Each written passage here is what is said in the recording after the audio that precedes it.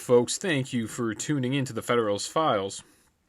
On today's show, we're going to go over Federalist number 49. It is titled Method of Guarding Against the Encroachments of Any One Department of Government, written by James Madison, February 2nd, 1788. Topics include legislature holds the favorability of the people over the other two branches. So that's the only topic, really, of this one.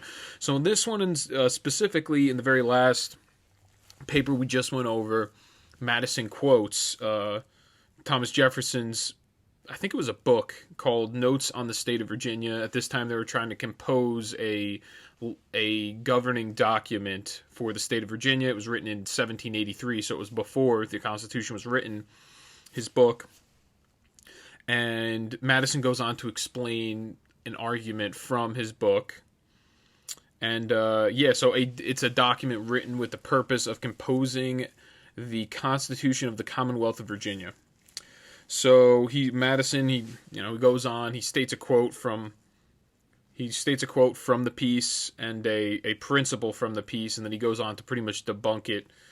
And it's, like I said before, Thomas Jefferson's the one that writes it. So he starts the paper here, and he states, and I quote, "The plan, like everything from the same pen, marks a turn of thinking, original, comprehensive, and accurate, and is the more worthy of attention as it equally displays a fervent attachment to republican government and an enlightened view of the dangerous propensities against which it ought to be guarded." End quote. So this is him just generally talking about the Constitution. Then he keeps going on, and he's talking about, so next he gets to the actual proposition from Jefferson in his piece, The Notes on the State of Virginia. So he states his proposition is, and I quote, so he's quoting Thomas Jefferson, that whenever any two or three branches of government shall concur in opinion, each by the voices of 2/3 of the whole number, that a convention is necessary for altering the Constitution or correcting breaches of it, a convention shall be called for the purpose. End quote. So what Thomas Jefferson, I guess this is what the Anti-Federalists were calling for, because Thomas Jefferson at this time was an Anti-Federalist. He's probably the most notable amongst the Anti-Federalists, but they were calling for this. If you have two branches of the three in the government agrees by a 2/3 vote, then we should have a convention to discuss and convene on the Constitution. And Madison's going to go on to explain why this is erroneous.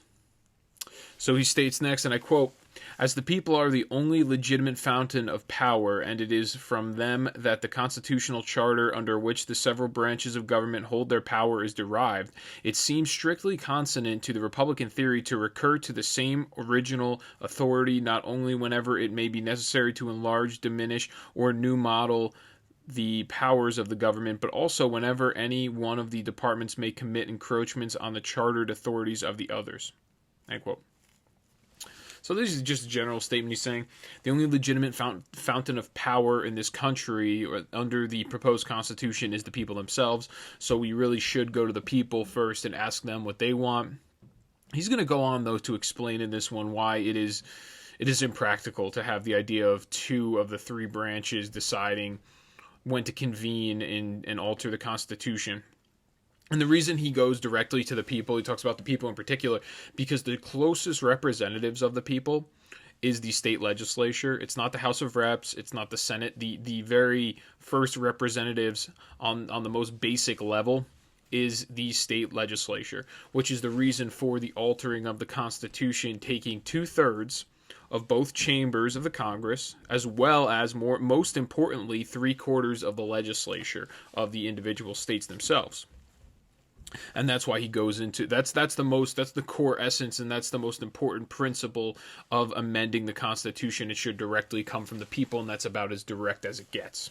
And that's the reason I think for that provision. He doesn't necessarily state it in this one. Maybe the next one he might. This paper in particular is pretty short, and the next paper as well. But there's a lot of deep, almost like hidden messages in it that are very important. So he goes on next, he states, and I quote, "The several departments being perfectly coordinate by the terms of their common commission, none of them, it is evident, can pretend to an exclusive or superior right of settling the boundaries between their respective powers, and how are the encroachments of the stronger to be prevented, or the wrongs of the weaker to be redressed, without an appeal to the people themselves, who as the grantors of the commissions, can alone declare its true meaning and enforce its observance. There is certainly great force in this reasoning, and it must be allowed to prove that a constitutional road to the decision of the people ought to be marked out and kept open for certain great and extraordinary occasions." End quote. So I think this is another, I think, quote from Thomas Jefferson. He's saying that it should be marked out and kept open, the Constitution meaning in that particular state, so that it can always be subject to change. So that's just, and then you'll get Madison's response. So additionally, Madison feared that the legislature would abuse this mandate because they would use it as a tool to gain power over the other two branches, for political reasons, of course, and diminish the powers of the other branches. So he states, so this now we're getting to Madison's argument, and in this paper it was a little controversial. When I looked it up online, I saw Madison was the author, and then some sources are saying it's either Madison or Alexander Hamilton. I'm not really sure. If I had to guess myself, I would say it's Madison, just by the way in which it's written. I mean, I have read this thing now at this point probably 4 different times, and it's a little bit more verbose, which to me leads me to believe that it is James Madison. Madison is almost cryptic with a lot of his writing, and Alexander Hamilton, it's weird. When I first read it, I liked the Madison pieces the most. I thought they were the most obvious, but then the more and more I read Madison, it kind of gets a little more convoluted comparatively to Alexander Hamilton, where he is just straight and to the point with the way in which he writes. So next, Madison writes, and I quote, "In the first place, the provision does not reach the case of a combination of two of the departments against the third, if the legislative authority, which possesses so many means of operating on the motives of the other departments, should be able to gain to its interest either of the others, or even 1/3 of its members, the remaining department could derive no advantage from its remedial provision. I do not dwell, however, on this objection, because it may be thought to be rather against the modification of the principle than against the principle itself." End quote. Which is very. He's saying he doesn't dwell on this particular object because it's not he's not really into the modification of the principle, but the principle in its entirety, the principle that only two of the branches of the government can change and alter the entire Constitution, and pretty much when you create a convention, it's almost like you're scrapping an entire document, and everything's now open for interpretation. Just almost like, for example, almost like a union contract. When you decide to open up the union contract with your employer, between your employer and your union, now everything is up for debate, and that's what a convention would be, rather than just an amendment. An amendment is just one single piece of legislation that either adds extra protections or it eradicates something else prior to it. So, for example, I think it's the 18th Amendment that prohibited alcohol, and then the 21st Amendment repealed the 18th Amendment. So there wasn't a convention to open the whole thing up. There was just another amendment repealing the 18th Amendment, which to me, I think law in general, when we enact policy, when we go for any type of legislation, I actually think this is a very formidable way to do so. I think it's highly effective because we shouldn't be lumping in tons of laws together. We should vote on one policy at a time. It makes more sense because this lumping in goes, okay, well, one side got this for their party, and then the other side, it's like deals are pretty much being made, and the people themselves, once again, the message becomes convoluted because they're putting together these huge omnibus packages where they're 100 pages long, and the regular American doesn't have time to read it and doesn't have time to look up how many different things are being passed through one package, whereas we should just do laws individually. But this is because the legislative branch is so lazy, they don't want to show up to work every single day. So what they do is they lump everything in on one, and then they just either vote yay or nay. And also you can use this for party politics reasons. When you see one party is voting against an act, because they disagree with one or two core things in it, but a bunch of the other things are considered beneficial to the society, then it makes them look bad politically, and then the media will carry the water for whichever politician they want to, usually the Democrat Party, and they'll alienate or they will vilify those individuals that didn't vote on this bill. So he continues here. Madison, he argues that a capricious, arbitrary approach to constitutional issues will create instability in the system. So when I mean capricious, I mean inconsistent. And this would be inconsistent because you would open up the Constitution over and over again to be rewritten and new documentation provided. And if you were going forward with new changes in the Constitution every single couple of years, fundamental changes in our economy, it would create instability in the system, and it would impede on markets. Just simply put, basically put, it would impede on markets, and then as well as on the rights of the citizenry. It'd be so inconsistent you don't even know what's right from wrong. So he states next, and I quote, "In the next place, it may be considered as an objection inherent in the principle that as every appeal to the people would carry an implication of some defect in the government, frequent appeals would, in a great measure, deprive the government of that veneration which time bestows on everything, and without which perhaps the wisest and freest governments would not possess the requisite stability. If it be true that all governments rest on opinion, it is no less true that the strength of opinion in each individual and its practical influence on his conduct depend much on the number which he supposes to have entertained the same opinion." End quote. So this is very interesting what he says here. And this is an underlying theme in human behavior in a general sense. He's saying people feel stronger, they feel like they have more strength in their opinion when there's an entertainment from many other people, when they're stronger in groups.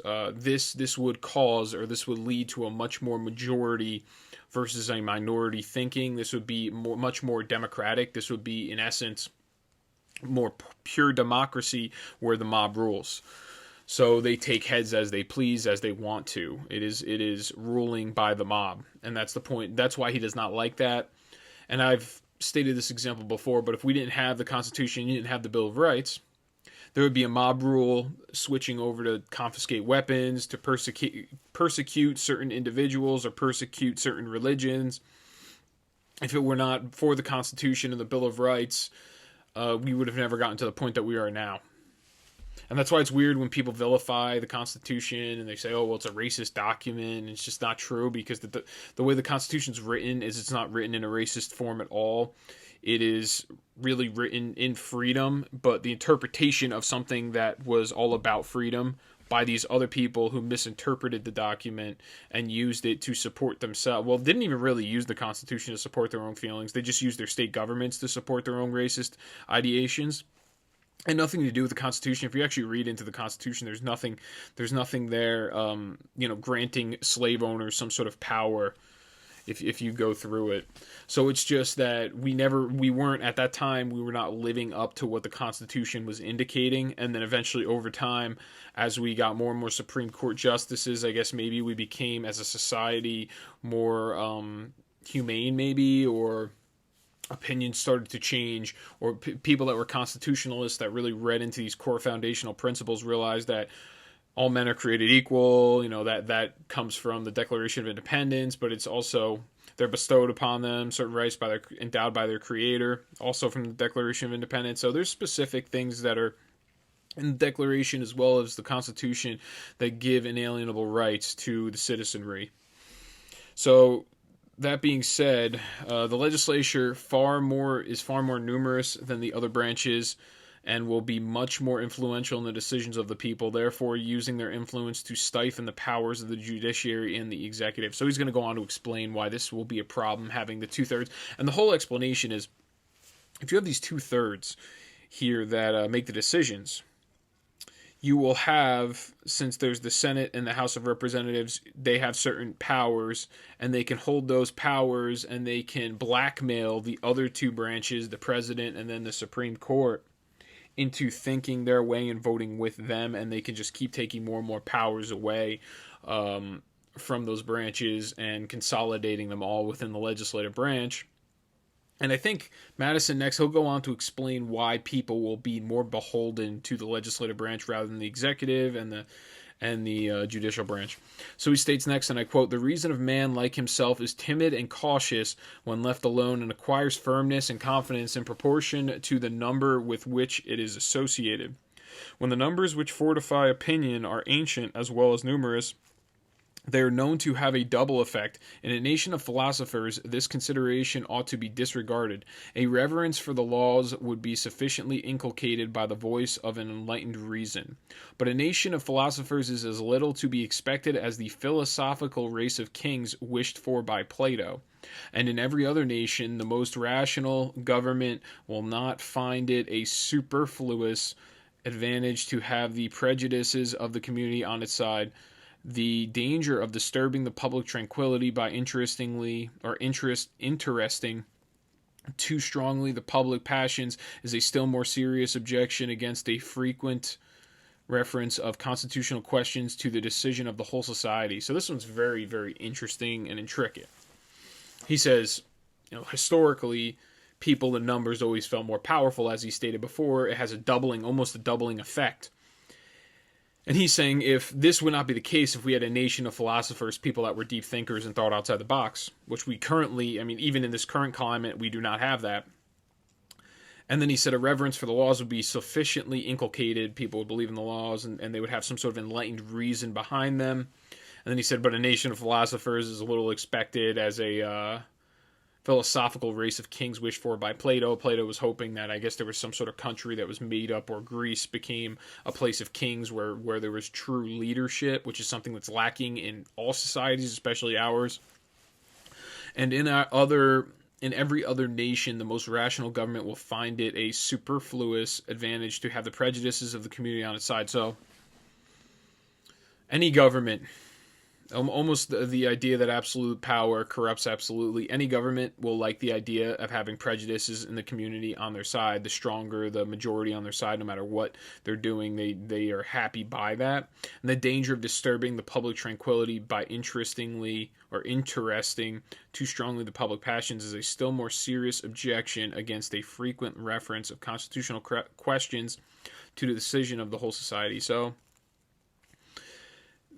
this would, in turn, danger the public tranquility, having this power switching from one side to the other consistently, and the government likes the idea of having this majority rule type of system, which is why the Democrat Party goes further and further into handing people money and going further and further into a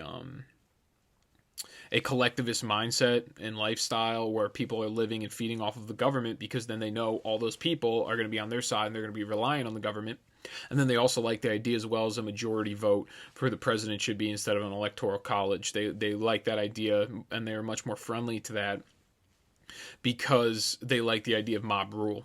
So that they fundamentally as a party are so just far against what constitutional norms are and philosophical norms are.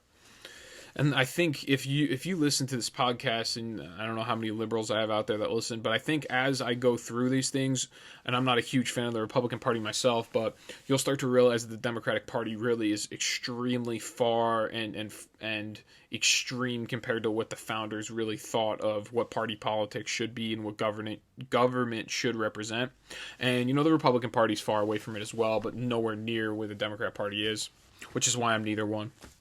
So he goes on here. Next, he states, notwithstanding the success which has attended the revisions of our established forms of government, and which does so much honor to the virtue of intelligence of the people of America, it must be confessed that the experiments are of too ticklish a nature to be unnecessarily multiplied. We are to recollect that all the existing constitutions were formed in the midst of danger, which repressed the passions most unfriendly to order and concord, of an enthusiastic confidence of the people in their patriotic leaders, which stifled the ordinary diversity of opinions on great national questions, of a universal ardor for new and opposite forms, produced by a universal resentment and indignation against the ancient government, and whilst no spirit of party connected with the changes to be made or the abuses to be reformed could mingle its leaven in the operation, end quote. So this is important what he says here. I think he's referring to the proposition of the new Constitution as well as the Declaration of Independence, the Revolutionary War. He's saying at this time there was no fighting going on because the greater threat was the enemy abroad, or the British government, more than anything, and the indignation against the ancient government, which they would consider the old school European style of governance, whether it was feudalism or monarchical structures. It was much more authoritarian in nature.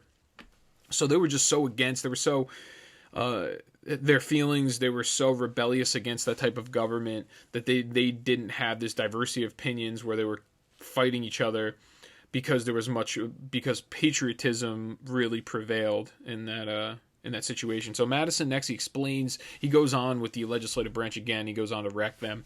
He states, and I quote, "We have seen that the tendency of Republican governments is to an aggrandizement of the legislative at the expense of the other departments. The appeals to the people, therefore, would usually be made by the executive and judiciary departments." End quote. So he's just saying, if the people were to appeal anything to the government, anything that they thought was lacking, ineffective, or they didn't like, it would be to the judiciary and the executive, because all the power is held in the legislative branch. There's more members of the legislative branch. The legislative branch holds the will and the loyalty of the people themselves. And there's also more of them. So if they really wanted to go on some sort of grand propaganda machine in the legislative branch and they want to hold way more power than the executive and the judicial, they would easily be able to do so because there's more voices that could be much more easily heard and are more relatable because they're in close proximity to the people themselves. So he goes on, he continues on this. He states, and I quote, the reason of man like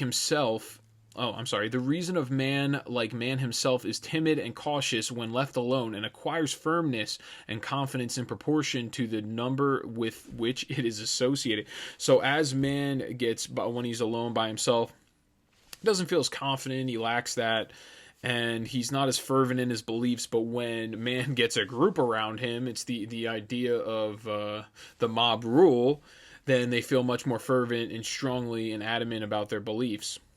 And they get more confident in that. And that would be what would happen in this situation, because you have the legislative branch is made up of so many people. At this time, I think it was something like, it would be around 60 representatives, but the president is only one person. And then the judicial branch, if you look at the Supreme Court justices, there's nothing in the Constitution saying how many there should be. But at this time, I think when they first enacted it, it was something like 5 Supreme Court justices. So you have 5 there, and then you got 1 over in the executive, and then you have 60 other people. So that's really what he's saying.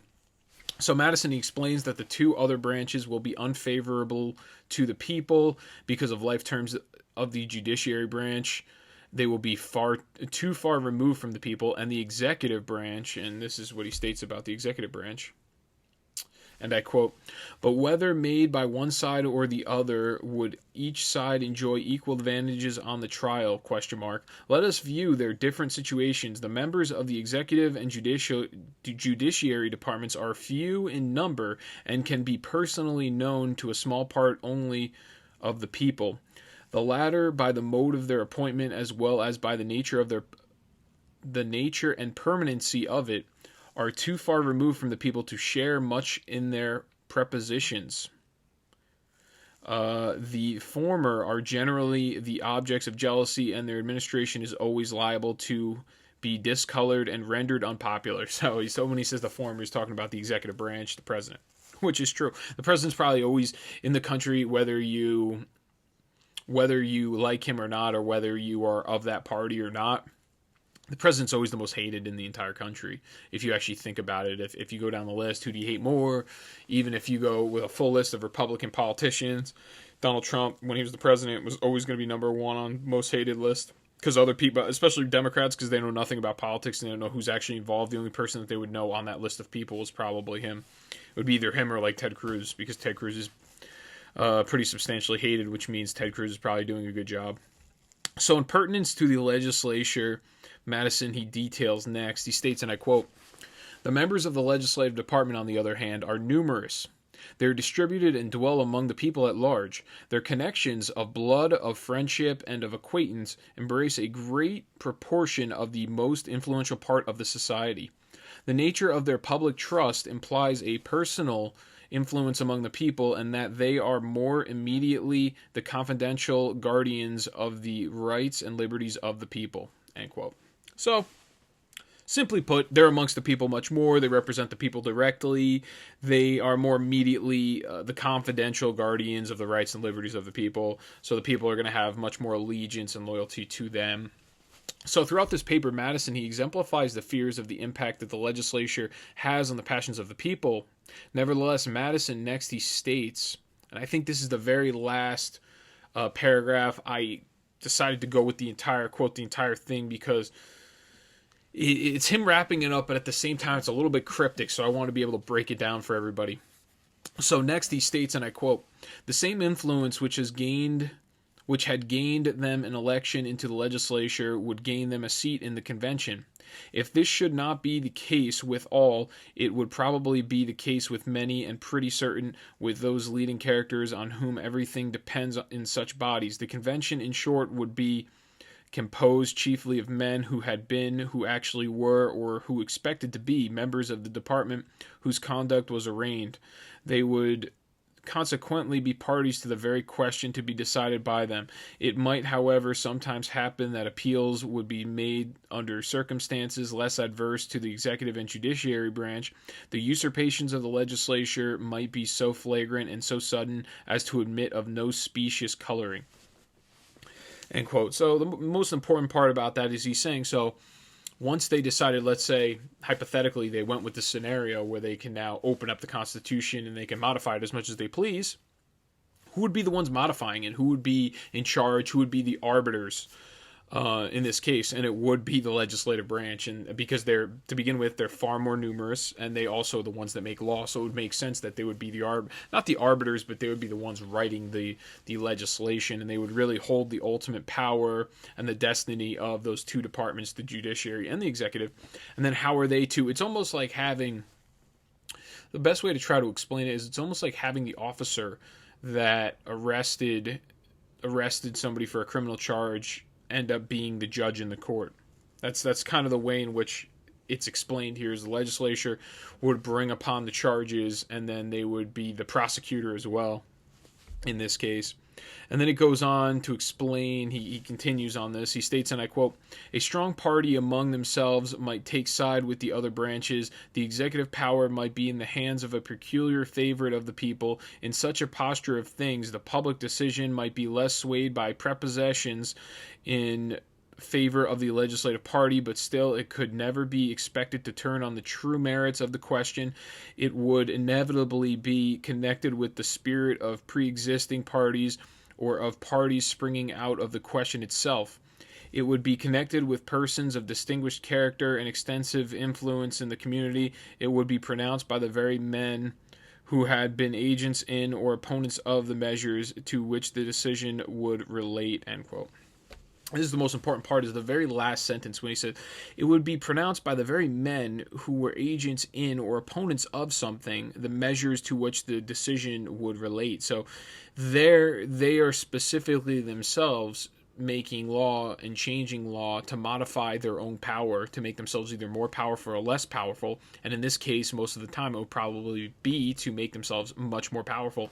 And he said the only defense really against this would be a really strong executive branch that the people actually liked, but the chances of that happening are very low because the executive is so far out of place from the regular people themselves, and the loyalty and allegiance is going to be much more often the case in the legislative branch than it is the executive. And currently now, since our politics has become so mainstream and so centralized, now it does much more lie in the hands of whoever the president is. I don't think it actually really has to do much with branches, but more party. I think it's just people are just aligned with whoever their party is. That's what their favorites are. If I notice, the libertarians aren't so deep in the Libertarian Party. They like the Libertarian Party, but most of them probably, realistically, they vote Republican just because the Democrat Party is so against freedom in almost all aspects.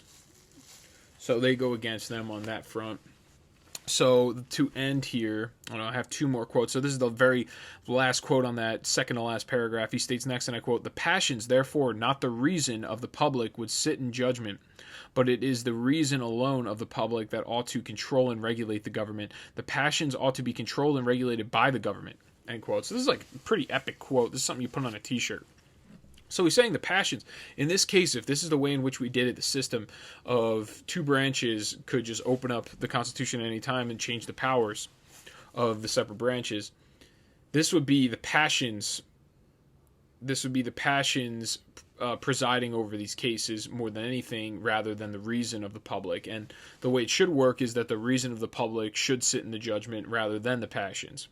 But it is the reason alone of the public that ought to control and regulate the government, which makes sense, and the passions ought to be controlled and regulated by the government. When he says that, is what he means is it's a direct philosophical fundamental principle of the government is, okay, so the government is supposed to be, the point of it is to protect all groups. It's supposed to protect all groups from persecution. You have these inalienable rights that were endowed by your creator. So the government is supposed to regulate the passions. So if you have a lynch mob in New Jersey and they're going around and they are hanging all the Italians, the point of the government is to stop that from happening. They're supposed to ensure the rights of your right to life, your right to economic freedom, your right to your own possessions that you can't just be robbed from with no repercussions from the robbers. That's really what the fundamental principles of the government are, and that's the only thing that they really should be regulating are the passions, things of that nature. And I understand why he says the passions of the people, but the people themselves alone, with reason, should be the ones regulating the government. So it does make sense. They don't want a mob rule-like system, which is why, no matter what constituents say, the politician should, at the end of the day, their oath should be to the Constitution. So if the Constitution directly says that everybody has First Amendment rights, that they have their right to freedom of religion, but the mob says 60%, which is, I consider that now the mob, the 60% majority says that there should be religious persecution of these individuals, and they should be, they should do the Salem witch trials to anybody that has any type of religious beliefs. The Constitution stands strong against that, and our politicians as well should stand and fight those mobs. And that's really what I think he's inferring here. So next what he states, and this is what he concludes the paper with. He states, and I quote, "We found in the last paper that mere declaration in the written Constitution are not sufficient to restrain the several departments within their legal rights. It appears in this that occasional appeals to the people would be neither a proper nor an effectual provision for that purpose," end quote. So I guess they're trying to figure out here what is... if there is a restraint, what is going to be used to restrain the individual branches of government. And he says the principle of opening up or creating a convention whenever two parties are opposed, that's just not the answer to hold the parties accountable. I think it's the real answer is the people should hold the parties accountable or the branches accountable. But I think what he ends up getting to, and I guess it is the Bill of Rights, the First Amendment, the Second Amendment, right to bear arms does hold the government accountable. The First Amendment, if our media actually did their job, they're supposed to almost work as a safeguard for the people, another branch of government. So therefore, at the very end, Madison, he exudes his disdain for the idea of frequent alterations to the Constitution at the whim of passions. So that's going to conclude this one. I greatly appreciate everyone for tuning in. Please like, share, subscribe, let your friends know about the podcast. Make sure you drop the mic, as in my name, Mike. Drop the mic, let people know. I greatly appreciate it, and I will see you all on Thursday morning, Wednesday night. Thank you.